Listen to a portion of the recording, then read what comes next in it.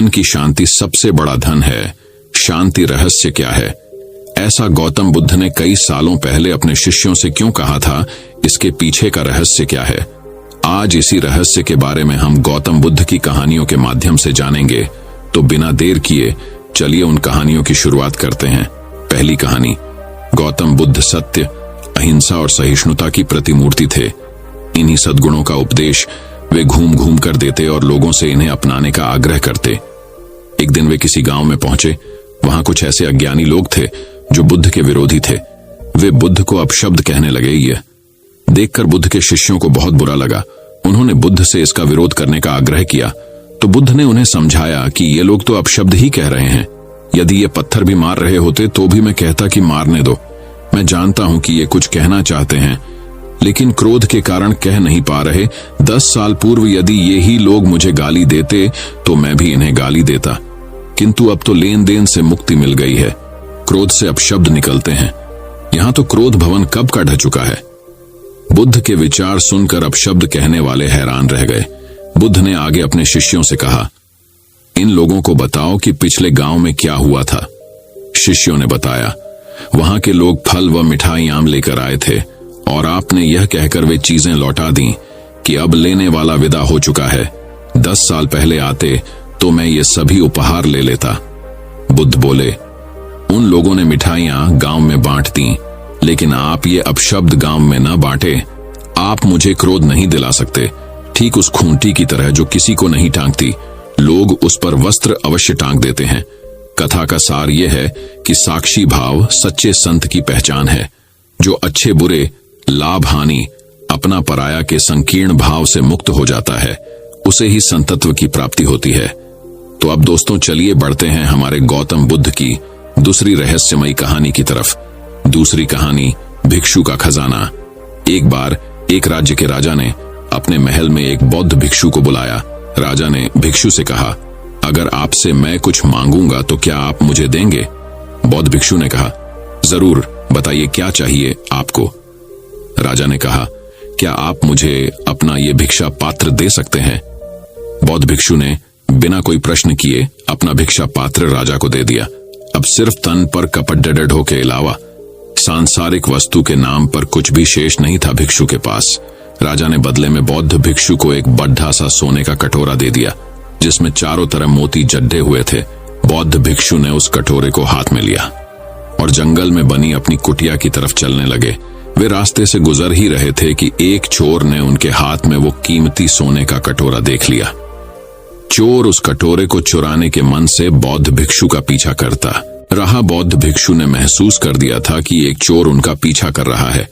उन्होंने सोचा कि सोने के कटोरे की वजह से ये चोर उनकी मानसिक शांति को खराब कर सकता है और उस चोर को इस कटोरे को चुराने के लिए बहुत मेहनत भी करनी पड़ेगी। इसलिए ये कटोरा उस चोर को ही दे देना उचित होगा। फिर जब वो भिक्षु अपनी कुटिया के द्वार पर पहुंचे तो उस सोने के कटोरे को कुटिया के बाहर ही फेंककर अपनी कुटिया में चले गए।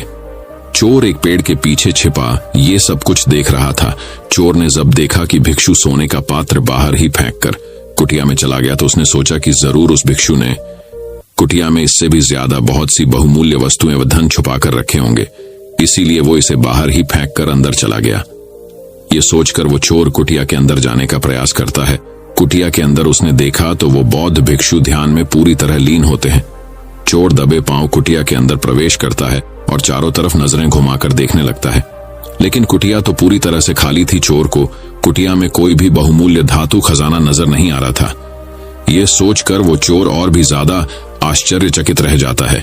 चोर मन ही मन सोचने लगता है कि जब इस भिक्षु के पास कुछ भी नहीं है तो उसने उस सोने के कटोरे को कुटिया के बाहर ही क्यों फेंक दिया। फिर उसने खुद से कहा, इससे मुझे क्या, इस साधु के पास कुछ हो ना हो, मुझे तो उस कटोरे को लेकर यहां से निकल लेना चाहिए। चोर कुटिया के बाहर जाकर उस कटोरे को उठाने लगता है कि तभी उसके मन में वही प्रश्न उठता है कि आखिर उस भिक्षु के पास ऐसा क्या है कि उसे इस सोने के कटोरे की परवाह नहीं। उसके अंदर इस प्रश्न का जवाब जानने की जिज्ञासा बढ़ती जा रही थी, इसलिए वो फिर से कुटिया के अंदर जाता है और जाकर बौद्ध भिक्षु के पास बैठकर उनकी आंखें खुलने का इंतजार करने लगता है। थोड़ी देर बाद जब बौद्ध भिक्षु अपनी आंखें खोलते हैं तो वो उसी चोर की अपने सामने बैठा देखते हैं जो उनका पीछा कर रहा था। भिक्षु उस चोर को देखकर मुस्कुराते हैं और कहते हैं कि तुम आ गए। चोर ने कहा, महाराज, मैंने आपका बहुत दूर से इस कुटिया तक पीछा किया। मैं बस ये जानना चाहता हूं कि आपने उस सोने के कटोरे को कुटिया के बाहर ही क्यों फेंक दिया। आखिर आपके पास ऐसा कौन सा धन है जो उस मोतियों से जड्ढे कीमती सोने के कटोरे से भी ज्यादा बहुमूल्य है। ये सुन वो बौद्ध भिक्षु मुस्कुराए और बोले, मेरे दोस्त, मेरे पास एक ऐसा खजाना है जिसे तुम देख नहीं सकते। चोर ने फिर से जिज्ञासा भरे मन से पूछा, क्या खजाना? ऐसा कौन सा खजाना वो, मुझे बताओ। भिक्षु बोले, मेरे पास ध्यान का खजाना है जिसके सामने दुनिया की सारी दौलत भी फीकी है। यह सुन वो चोर बौद्ध भिक्षु के पैर पकड़ लेता है और कहता है, महाराज, हो सके तो मुझे माफ कर दे। मैं एक लुटेरा हूं और मैं यहां आपको लूटने के उद्देश्य से ही यहां आया था, लेकिन आप तो एक संत आदमी निकले। आपसे मुझे इस दुनिया की कोई धन दौलत नहीं चाहिए। क्या आप मुझे अपने ध्यान के खजाने से एक छोटा सा हिस्सा दे सकते हो ताकि मैं भी आपकी तरह शांति को प्राप्त हो सकूं? बौद्ध भिक्षु बोले, हां, क्यों नहीं। अगर तुम चाहो तो तुम भी मेरी तरह ध्यान के माध्यम से सुकून, संतुष्टि और शांति रूपी खजाने को प्राप्त कर सकते हो। इसके लिए तुम्हें ध्यान लगाना सीखना होगा। ध्यान में बहुत ताकत होती है। यह ऊर्जा को स्थानांतरित कर मन को स्थिर करता है, बेवजह के विचारों को खत्म कर लालसा को समाप्त करता है, और जब लालसा नहीं रहती तो मन से बेवजह के विचार समाप्त हो जाते हैं। मन परम शांति को प्राप्त होता है और अद्भुत सुकून का एहसास कर जीवन का आनंद लेता है। ध्यान करने के लिए तुम्हें एक शांत, सुरक्षित और आरामदायक स्थान का चुनाव करना होगा। फिर वहां जमीन पर एक चटाई बिछाकर उस पर चौकटरी मारकर बैठ जाना है। तुम्हें अपने रियर की हड्डी सीधी रखनी है, आंखें बंद करनी है और गहरी सांस लेनी है। तुम्हें अपनी दोनों हथेली अपने घुटनों पर ऊपर की तरह रखनी है। इसे ध्यान मुद्रा कहते हैं। तुम्हें अपना ध्यान अपनी सांसों की तरफ केंद्रित करना है। तुम्हारी सांसें जितना ज्यादा छोटी और गहरी होती जाएंगी, तुम उतना ही ज्यादा ध्यान के सागर में डूबते जाओगे। तुम्हें अपनी हर एक आने जाने वाली सांस पर ध्यान केंद्रित करना है। अगर तुम्हारे मन में बार बार विचार आ रहे हैं तो इसका मतलब तुम सांसों की तरफ ध्यान केंद्रित नहीं कर रहे। धीरे धीरे तुम्हारे मन से विचार समाप्त होते होते शून्य हो जाएंगे। मन बहुत हल्का महसूस होगा। यह ध्यान का वह स्तर होगा जब तुम्हें परम शांति और आनंद की अनुभूति होने लगेगी। यही गहरे ध्यान की अनंत अवस्था है। यह 1 या 2 दिन में नहीं होगा। इसका प्रयास तुम्हें रोज करना होगा। चोर ने अब चोरी, डाका छोड़ रोज नियमित रूप से ध्यान लगाना शुरू कर दिया। कुछ ही दिनों में चोर को स्वयं में बहुत परिवर्तन नजर आया। उसे अपने अंदर सकारात्मक ऊर्जा का एहसास होने लगा। चोर का जीवन पूरी तरह से बदल चुका था। तो उम्मीद करता हूं कि आपको यह कहानी पसंद आई होगी। तो चलिए बढ़ते हैं हमारी तीसरी गौतम बुद्ध की रहस्यमयी कहानी की तरफ। तीसरी रहस्यमयी कहानी, महात्मा बुद्ध और व्यापारी। यह कहानी हमें यही शिक्षा देती है कि बिगड़ती परिस्थितियों में भी थोड़ी समझदारी दिखाई जाए तो संबंध जीवन भर बने रहेंगे। एक बार की बात है, मगध के व्यापारी को व्यापार में बहुत लाभ हुआ। इसके बाद से वह अपने अधीनस्थों से अहंकारपूर्ण व्यवहार करने लगा। व्यापारी का अहंकार इतना प्रबल था कि उसके देखते हुए उसके परिजन भी अहंकार के वशीभूत हो गए। जब सभी के अहंकार आपस में टकराने लगे तो घर का वातावरण नर्क की तरह हो गया। दुखी होकर एक दिन वह व्यापारी भगवान बुद्ध के पास पहुंचा और बोला, भगवान, मुझे इस नर्क से मुक्ति दिलाइए। मैं भी भिक्षु बनना चाहता हूं। भगवान बुद्ध गंभीर स्वर में बोले, अभी तुम्हारे भिक्षु बनने का समय नहीं आया है। उन्होंने कहा कि भिक्षु को पलायनवादी नहीं होना चाहिए। जैसे व्यवहार की अपेक्षा तुम दूसरों से करते हो, स्वयं भी दूसरों के प्रति वैसा ही व्यवहार करो। ऐसा करने से तुम्हारा घर ही मंदिर बन जाएगा। उस व्यापारी ने भगवान बुद्ध की सीख को अपनाया और घर का वातावरण स्वतः बदल गया। सीख, आप दूसरों के साथ वह व्यवहार न करो जो तुम्हें अपने लिए पसंद नहीं। व्यापारी का अहंकार इतना प्रबल था कि उसके देखते हुए उसके परिजन भी अहंकार के वशीभूत हो गए थे। तो अब दोस्तों, चलिए बढ़ते हैं हमारे गौतम बुद्ध की चौथी कहानी की तरफ। चौथी कहानी, एक बार 3 आदमी सुबह की सैर के लिए निकले। उन्होंने पहाड़ी पर एक बौद्ध भिक्षु को खड़ा देखा और उनके पास करने के लिए कुछ नहीं था और वे बस चर्चा करने लगे कि वह व्यक्ति क्या कर रहा है। एक ने कहा, जहां तक मैं यहां से देख सकता हूं वह किसी की प्रतीक्षा कर रहा है और उसका इंतजार कर रहा है। शायद कोई दोस्त पीछे छूट गया है और वह उसकी प्रतीक्षा कर रहा है। दूसरे आदमी ने कहा, उसे देखकर मैं आपसे सहमत नहीं हो सकता क्योंकि जब कोई अपने पीछे छूटे हुए मित्र की प्रतीक्षा कर रहा होता है तो कभी कभी वह पीछे मुड़कर देखता है कि वह अभी तक आया है या नहीं और कितनी देर तक आया है। इंतजार करना होगा, लेकिन ये आदमी कभी पीछे मुड़कर नहीं देखता, वह बस वहीं खड़ा रहता है। मुझे नहीं लगता कि वह किसी से उम्मीद कर रहे हैं। मेरी भावना यह है कि इन बौद्ध भिक्षुओं के पास गायें हैं। जापान में उनके पास सुबह की चाय के लिए दूध के लिए एक गाय होती है, अन्यथा आपको सुबह सुबह एक कप चाय के लिए भीख मांगने जाना पड़ेगा। और भिक्षु दिन में कम से कम 5-6 बार चाय पीते हैं। ऐसा करना लगभग एक धार्मिक चीज है, क्योंकि चाय आपको जागृत, सतर्क, अधिक सचेत रखती है। इसलिए वे मठ में एक गाय रखते हैं। दूसरे आदमी ने कहा, मुझे ऐसा लग रहा है कि उसकी गाय कहीं खो गई है, चरने गई होगी और वह बस गाय को ढूंढ रहा है। तीसरे आदमी ने कहा, मैं सहमत नहीं हो सकता, क्योंकि जब कोई गाय खोजता है तो उसे मूर्ति की तरह खड़े होने की जरूरत नहीं है। आपको घूमना होगा, आपको इस तरफ और उस तरफ जाकर देखना होगा। वह अपना चेहरा भी इधर उधर नहीं हिलाते। उसके चेहरे का तो कहना ही क्या, उसकी आंखें भी आधी बंद हैं। वे उस आदमी के करीब आ रहे थे ताकि वे उसे और अधिक स्पष्ट रूप से देख सकें। फिर तीसरे आदमी ने कहा, मुझे नहीं लगता कि आप सही हैं। मुझे लगता है वह ध्यान कर रहे हैं, लेकिन हम कैसे तय करें कि कौन सही है? उन्होंने कहा, कोई दिक्कत नहीं है, हम बस उसके करीब आ रहे हैं, हम उससे पूछ सकते हैं। पहले आदमी ने भिक्षु से पूछा, क्या आप किसी ऐसे मित्र की प्रतीक्षा कर रहे हैं जो पीछे छूट गया है? बुद्ध भिक्षु ने अपनी आंखें खोली और कहा, उम्मीद? मैं कभी कोई अपेक्षा नहीं रखता। किसी भी चीज की अपेक्षा करना मेरे धर्म के विरुद्ध है। उस आदमी ने कहा, हे भगवान, उम्मीद करना भूल जाओ, बस मुझे बताओ, क्या आप इंतजार कर रहे हैं? उन्होंने कहा, मेरा धर्म सिखाता है कि आप अगले सेकंड के बारे में भी निश्चित नहीं हो सकते। मैं कैसे इंतजार कर सकता हूं? इंतजार करने का समय कहां है? मैं इंतजार नहीं कर रहा हूं। उस आदमी ने कहा, अपेक्षा करना, प्रतीक्षा करना भूल जाइए। मैं आपकी भाषा नहीं जानता, बस मुझे बताओ, क्या तुमने कोई दोस्त छोड़ा है? उन्होंने कहा, फिर वही बात, दुनिया में मेरा कोई दोस्त नहीं है, दुनिया में मेरा कोई दुश्मन नहीं है, क्योंकि वे दोनों एक साथ आते हैं। आप एक को सुलझाकर दूसरे को नहीं छोड़ सकते। क्या तुम नहीं देख सकते कि मैं एक बौद्ध भिक्षु हूं? न मेरा कोई शत्रु है, न मेरा कोई मित्र है, और तुम कृपया दफा हो जाओ, मुझे परेशान मत करो। दूसरे आदमी ने सोचा, अब मेरे लिए आशा है। उन्होंने कहा, यह तो मैंने उनसे पहले ही कहा था कि आप बकवास कर रहे हैं। वह प्रतीक्षा नहीं कर रहा है, अपेक्षा नहीं कर रहा है।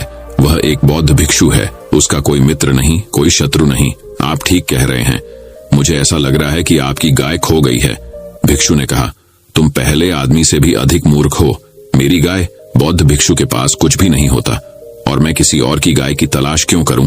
मेरे पास कोई गाय नहीं है। वह आदमी बहुत शर्मिंदा लग रहा था, क्या करें?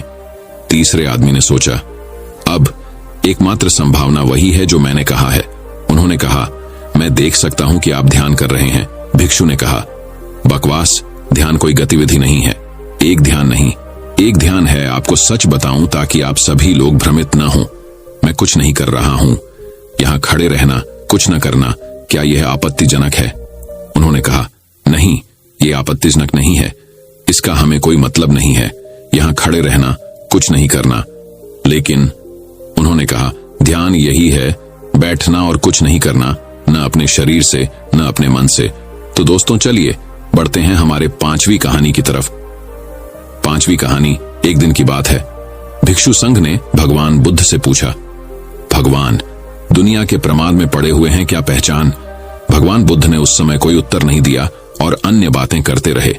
अगले दिन कुंडिया राज्य की राजकुमारी सुप्पावासा के यहाँ उनका भोजन था। सुप्पावासा 7 साल तक गर्भ धारण करने का कष्ट भोगती रही। भगवान बुद्ध की कृपा से ही उन्हें इस कष्ट से मुखातिब होना पड़ा। इसी दावे में वह भिक्षु संघ को भोजन दे रही थी। जब सुप्पावासा तथागत भगवान बुद्ध को भोजन करा रही थी, उसी समय उनके पति नवजात शिशु को गोद में लेने के करीब खड़ा था। 7 वर्ष तक गर्भ में रहने के कारण उसका बाल जन्म से ही विकास हुआ। देखो, मैं भी सुंदर था। उस बच्चे की हंसी और क्रीड़ा करने की आश्रम बड़ी मनमोहक थी। वह बार बार मां की गोद में जाने के लिए मचल रही थी। भगवान बुद्ध ने पूछा, बेटी सुप्पावासा, अगर आपको ऐसे बेटे मिलें तो आप कितने और बेटों की इच्छा कर सकते हैं? सुपवासा ने कहा, महात्मा, अभी 7 बार और इसी तरह के जोड़ों की मेरी चाहत है। भिक्षुक मित्र निकट ही बैठे थे। राजकुमारी सुपवासा के उत्तर में कल बहुत आश्चर्य हुआ कि जब तक वह प्रसव पीड़ा से व्याकुल थी और उसकी मुक्ति का मार्ग ढूंढ रही थी, वह आज फिर से पुत्रों की कामना कर रही है। भगवान बुद्ध भिक्षु को कमेंट करते हुए बोले, वत्स, असली कल के प्रश्न का यही उत्तर है। मनुष्य एक अभिलाषा से मुक्त नहीं हो पाता कि वह दूसरी इच्छा की पूर्ति में आसक्त हो जाता है, इसलिए वह कभी संसार चक्र से नहीं निकलता। तो दोस्तों, चलिए बढ़ते हैं हमारी गौतम बुद्ध की छठी कहानी की तरफ। छठी कहानी, हमेशा प्रसन्न रहने के लिए जरूरी है मन में सुविधाओं के त्याग का भाव भी हो। एक बौद्ध कथा है। महात्मा बुद्ध के पास एक राजा आए और पूछा कि हमारे राजकुमार, जिन्हें हर तरह की सुविधाएं हैं, जो बड़े महल में रहते हैं, जिनके साथ नौकर चाकरों की पूरी फौज है, वे खुश नहीं रहते, हमेशा तनाव और परेशानी से घिरे दिखते हैं। हमने हर तरह की सुविधा देकर देख ली, वे प्रसन्न नहीं रह पा रहे। जबकि आपके ये भिक्षु जो पदयात्रा करते हैं, खाने को जैसा मिल जाता है खा लेते हैं, रहने को जो कुटिया मिल जाए वहां रह लेते हैं, इनके चेहरे पर हमेशा इतनी खुशी रहती है। इसका कारण क्या है? महात्मा बुद्ध ने उत्तर दिया, खुशियां खोजनी हो तो जिसके पास कुछ भी ना हो उसमें खोजो। जिसने संकल्प करके सब कुछ छोड़ दिया वही खुश रह सकता है। जो स्वेच्छा से चीजों का त्याग करता है वो ही हमेशा प्रसन्न रह सकता है। भिखारी कभी खुश नहीं होगा क्योंकि उसने छोड़ा नहीं है, वह तो अभाव में ही जीवन जी रहा है। अभाव का जीवन जीने वाला कभी खुश नहीं रह सकता। चिंताएं उसे हर समय घेरे रहती हैं। जिसने जानबूझकर छोड़ा है वह खुश रह सकता है। ये 2 बातें हैं, एक छोड़ना और एक छूटना। ऐसे ही आपके राजकुमार सारी सुविधाओं से परिपूर्ण हैं, लेकिन उनके मन में उन सुविधाओं के छूट जाने का डर रहता है। छूट जाना और छोड़ देना दोनों में अंतर है। छूट जाना या छूट जाने की सोच हमें डरना सिखाती है, जबकि छोड़ देना या छोड़ने का संकल्प लेना आपको आत्मविश्वास और प्रसन्नता से भर देता है। जिसे कोई चीज मिली नहीं तो उसका त्याग नहीं किया जा सकता है। त्यागी वह होता है जो अपने स्वतंत्र मन से त्याग कर दे। साधन सुविधा संपन्न व्यक्ति भी खुश नहीं रह सकता। उसे पैसे की सुरक्षा की चिंता सताती है। वह हमेशा भयभीत रहता है। निडर सिर्फ वही हो सकता है जिसने स्वेच्छा से त्याग किया है। राजा को अपने प्रश्न का समाधान मिल गया। तो दर्शकों, चलिए बढ़ते हैं हमारी गौतम बुद्ध की 7वीं कहानी की तरफ। 7वीं कहानी, दक्षिण प्रदेश के एक प्रसिद्ध नगर पाटलिपुत्र में मणिभद्र नाम का एक धनिक महाजन रहता था। लोक सेवा और धर्म कार्यों में रत रहने से उसके धन संचय में कुछ कमी आ गई। समाज में मान घट गए। इससे मणिभद्र को बहुत दुख हुआ। दिन रात चिंता तुर रहने लगा। यह चिंता निष्कारण नहीं थी। धनहीन मनुष्य के गुणों का भी समाज में आदर नहीं होता। उसके शील कुल स्वभाव की श्रेष्ठता भी दरिद्रता में दब जाती है। बुद्धि, ज्ञान और प्रतिभा के सब गुण निर्धनता के तुषार में कुम्हला जाते हैं। जैसे पतझड़ के झंझावात में मौलसरी के फूल झड़ जाते हैं, उसी तरह घर परिवार के पोषण की चिंता में उसकी बुद्धि कुंद हो जाती है। घर की घी तेल नकक चावल की निरंतर चिंता प्रखर प्रतिभा संपन्न व्यक्ति की प्रतिभा को भी खा जाती है। धनहीन घर श्मशान का रूप धारण कर लेता है। प्रिय दर्शना पत्नी का सौंदर्य भी रुखा और निर्जीव प्रतीत होने लगता है। जलाशय में उठते बुलबुलों की तरह उनकी मान मर्यादा समाज में नष्ट हो जाती है। निर्धनता की इन भयानक कल्पनाओं से मणिभद्र का दिल कांप उठा। उसने सोचा, इस अपमानपूर्ण जीवन से मृत्यु अच्छी है। इन्हीं विचारों में डूबा हुआ था कि उसे नींद आ गई। नींद में उसने एक स्वप्न देखा। स्वप्न में पद्मनिधि ने एक भिक्षु की वेशभूषा में उसे दर्शन दिए और कहा कि वैराग्य छोड़ दे। तेरे पूर्वजों ने मेरा भरपूर आदर किया था, इसीलिए तेरे घर आया हूं। कल सुबह फिर इसी वेश में तेरे पास आऊंगा। उस समय तू मुझे लाठी की चोट से मार डालना, तब मैं मरकर स्वर्णमय हो जाऊंगा। वह स्वर्ण तेरी गरीबी को हमेशा के लिए मिटा देगा। सुबह उठने पर मणिभद्र इस स्वप्न की सार्थकता के संबंध में ही सोचता रहा। उसके मन में विचित्र शंकाएं उठने लगीं। न जाने यह स्वप्न सत्य था या असत्य, यह संभव है या असंभव। इन्हीं विचारों में उसका मन डांवाडोल हो रहा था। हर समय धन की चिंता के कारण ही शायद उसे धन संचय का स्वप्न आया था। उसे किसी के मुख से सुनी हुई यह बात याद आ गई कि रोगग्रस्त, शोकातुर, चिंताशील और कामर्त मनुष्य के स्वप्न निरर्थक होते हैं। उनकी सार्थकता के लिए आशावादी होना अपने को धोखा देना। हाँ, मणिभद्र यह सोच ही रहा था कि स्वप्न में देखे हुए भिक्षु के समान ही एक भिक्षु अचानक वहां आ गया। उसे देखकर मणिभद्र का चेहरा खिल गया। सपने की बात याद आ गई। उसने पास में पड़ी लाठी उठाई और भिक्षु के सिर पर मार दी। भिक्षु उसी क्षण मर गया। भूमि पर गिरने के साथ ही उसका सारा शरीर स्वर्णमय हो गया। मणिभद्र ने उसका स्वर्णमय मृतदेह छिपा लिया, किंतु उसी समय एक नाई वहां आ गया था। उसने यह सब देख लिया था। मणिभद्र ने उसे पर्याप्त धन वस्त्र आदि का लोभ देकर इस घटना को गुप्त रखने का आग्रह किया। नाई ने वह बात किसी और से तो नहीं कही, किंतु धन कमाने की इस सरल रीति का स्वयं प्रयोग करने का निश्चय कर लिया। उसने सोचा, यदि एक भिक्षु लाठी से चोट खाकर स्वर्णमय हो सकता है तो दूसरा क्यों नहीं हो सकता। मन ही मन ठान ली कि वह भी कल सुबह कई भिक्षुओं को स्वर्णमय बनाकर एक ही दिन में मणिभद्र की तरह श्री संपन्न हो जाएगा। इसी आशा से वह रात भर सुबह होने की प्रतीक्षा करता रहा। एक पल भी नींद नहीं ली। सुबह उठकर वह भिक्षुओं की खोज में निकला। पास ही एक भिक्षुओं का मंदिर था। मंदिर की 3 परिक्रमाएं करने और अपनी मनोरथ सिद्धि के लिए महात्मा बुद्ध से वरदान मांगने के बाद वह मंदिर के प्रधान भिक्षु के पास गया, उसके चरणों का स्पर्श किया और उचित वंदना के बाद यह विनम्र निवेदन किया कि आज की भिक्षा के लिए आप समस्त भिक्षुओं समेत मेरे द्वार पर पधारे। प्रधान भिक्षु ने नाई से कहा, तुम शायद हमारी भिक्षा के नियमों से परिचित नहीं हो। हम उन ब्राह्मणों के समान नहीं हैं जो भोजन का निमंत्रण पाकर गृहस्थों के घर जाते हैं। हम भिक्षु हैं जो यथेच्छाड़ से घूमते घूमते किसी भी भक्त श्रावक के घर चले जाते हैं और वहां उतना ही भोजन करते हैं जितना प्राण धारण करने मात्र के लिए पर्याप्त हो। अतः हमें निमंत्रण न दो, अपने घर जाओ, हम किसी भी दिन तुम्हारे द्वार पर अचानक आ जाएंगे। नाई को प्रधान भिक्षु की बात से कुछ निराशा हुई, किंतु उसने नई युक्ति से काम लिया। वह बोला, मैं आपके नियमों से परिचित हूं, किंतु मैं आपको भिक्षा के लिए नहीं बुला रहा। मेरा उद्देश्य तो आपको पुस्तक लेखन की सामग्री देना है। इस महान कार्य की सिद्धि आपके आए बिना नहीं होगी। प्रधान भिक्षु नाई की बात मान गया। नाई ने जल्दी से घर की राह ली। वहां जाकर उसने लाठियां तैयार कर ली और उन्हें दरवाजे के पास रख दिया। तैयारी पूरी हो जाने पर वह फिर भिक्षुओं के पास गया और उन्हें अपने घर की ओर ले चला। भिक्षु वर्ग भी धन वस्त्र के लालच से उसके पीछे पीछे चलने लगा। भिक्षुओं के मन में भी तृष्णा का निवास रहता ही है। जगत के सब प्रलोभन छोड़ने के बाद भी तृष्णा संपूर्ण रूप से नष्ट नहीं होती। उनके देह के अंगों में जीर्णता आ जाती है, बाल रुखे हो जाते हैं, दांत टूटकर गिर जाते हैं, आंख कान बूढ़े हो जाते हैं। केवल मन की तृष्णा ही है जो अंतिम श्वास तक जवान रहती है। उनकी तृष्णा ने ही उन्हें ठग लिया। नाई ने उन्हें घर के अंदर ले जाकर लाठियों से मारना शुरू कर दिया। उनमें से कुछ तो वहीं धराशायी हो गए और कुछ का सिर फूट गया। उनका कोलाहल सुनकर लोग एकत्र हो गए। नगर के द्वारपाल भी वहां आ पहुंचे। वहां आकर उन्होंने देखा कि अनेक भिक्षुओं का मृतदेह पड़ा है और अनेक भिक्षु आहत होकर प्राण रक्षा के लिए इधर उधर दौड़ रहे हैं।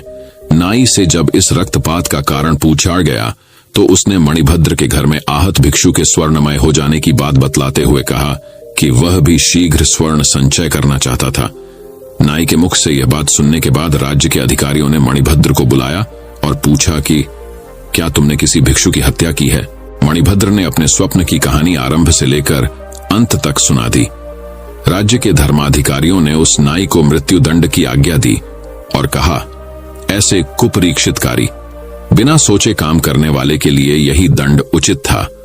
मनुष्य को उचित है कि वह अच्छी तरह देखे, जाने, सुने और उचित परीक्षा किए बिना कोई भी कार्य न करे, अन्यथा उसका वही परिणाम होता है जो इस कहानी के नाई का हुआ। सीख अच्छी तरह देखे, जाने, सुने और उचित परीक्षा किए बिना कोई भी कार्य न करे।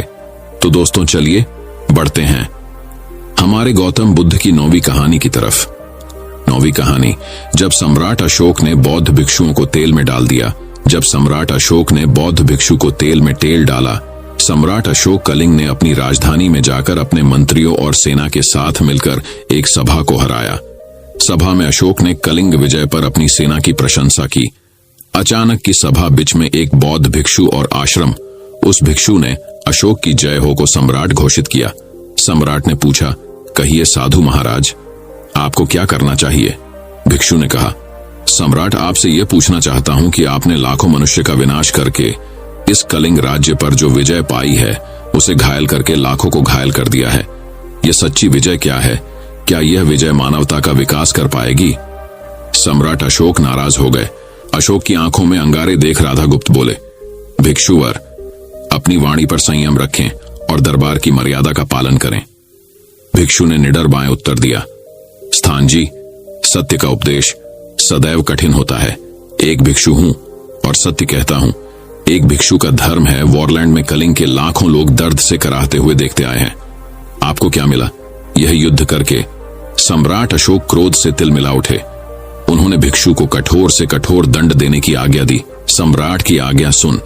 वह भिक्षु हंसने लगा और उसने कहा कि सम्राट की मृत्यु से डरता नहीं। आप लाखों लोगों को सलाम करते हैं, उनके मृतकों के शवों पर खुशियां मनाना चाहते हैं। ठीक है सम्राट, यही कलिंग की लहूलुहान धरती आपके स्वागत के लिए तैयार है। रोटी स्त्रियां आपकी विजय पर मंगल बधाइयां दे रही हैं। भिक्षुओं के अपने उपदेशों को सुन सम्राट अशोक गांभीर्य खोकर ने उन्हें तत्काल आयातित तेल में डुबोकर आज्ञा दे दी। कुछ सैनिकों ने उन्हें पकड़कर दंड दे दिया। इसी दौरान सम्राट अशोक ने वीर सैनिकों का पुरस्कार किया और अपने मंत्री से बात कर रहे थे। तीसरे में एक सैनिक का कहना है, महाराज, महा आश्चर्य की बात है, खौलाते तेल में डाल देने पर भी भिक्षु का मरना तो दूर, उसे तनिक भी नुकसान नहीं पहुंचा। सम्राट अचरज में पद छोड़ दिया। सुभाष ने कहा कि यह अविश्वसनीय है। आचार्य महाराज, सामने व्यापारी की सच्चाई का पता चलता है। सेनापति और सम्राट दोनों उस भिक्षुक के पास हैं जहां उसे गर्म तेल मिलाते हुए डाला गया था। वहां पर सभी लोग भी भिक्षु बैठे थे और अपना गुणगान कर रहे थे। सम्राट ने देखा तेल आग की लपटों को बहुत खूब खौलाया जा रहा था और वह भिक्षुक नेत्र बंद करके समाधि लगाए हुए थे और उनके मुख से नमो बुद्धाय के उच्चारण में क्रांति आ रही थी। उस गर्म तेल से उसके शरीर पर जरा सी भी खराबी नहीं आ रही थी। सम्राट के मन में उसके लिए श्रद्धा उत्पन्न हो गई। उन्होंने तुरंत उस भिक्षुक को सम्मान दिया और उस भिक्षु को बाहर से बाहर निकाल दिया। सम्राट भिक्षु के सामने सर झुकाकर ने कहा, भिक्षुवर, क्षमा करें, आपके साथ अत्याचार कर बैठा। भिक्षु ने कहा, महाराज, आपको अपनी शक्ति पर बहुत गर्व था, लेकिन शक्ति की हार हुई। आप तलवारों से लोग अपने साम्राज्य का विस्तार तो कर सकते हैं, लेकिन किसी मनुष्य का हृदय जीत नहीं सकते।